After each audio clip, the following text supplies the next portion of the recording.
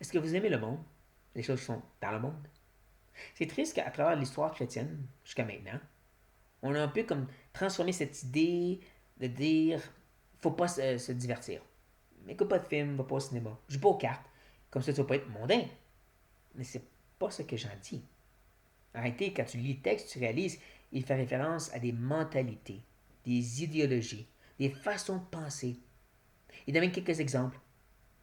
Il parle des désirs de la chair et des yeux, ou la convoitise des yeux. Et qui est tellement les deux côtés de la même médaille.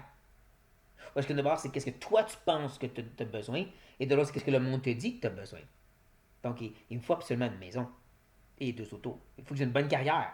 Pas que ces choses sont mauvaises en soi, hein, mais à quel point est-ce que c'est vraiment de Dieu et à quel point que c'est le monde de ta chair. Il va ajouter l'idée de l'orgueil de la vie, qui est de trouver son identité dans ces choses. Je sais que j'ai réussi. Je sais que je suis un bon chrétien parce que j'ai un bon travail dans une belle maison pour ma famille. Et j'ai une bonne église. C'est pour ça que Paul, lui, arrive et dit il ne faut pas se conformer au siècle présent. Pas se mettre dans ce moule-là, cette idéologie-là. À la place d'être transformé par la parole de Dieu. Et c'est pour ça que c'est si triste que beaucoup, pas tous, beaucoup de prédications modernes vont juste chercher à revenir sur ces mentalités du monde.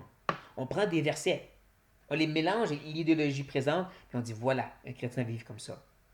Donc, en place d'être renouvelé par la parole, on est transformé au siècle présent. Et tout ça avec des versets bibliques. C'est pour ça que ce qu'on a besoin, c'est des hommes qui vont prêcher la parole de Dieu fidèlement, verset par verset, qui vont exposer la grande doctrine et théologie de la parole de Dieu, pour permettre que notre esprit soit vraiment renouvelé selon les vérités. Des vérités comme celle qui dit que nous sommes citoyens des cieux, que notre ultime palpable, c'est ce qui vient après, pas maintenant.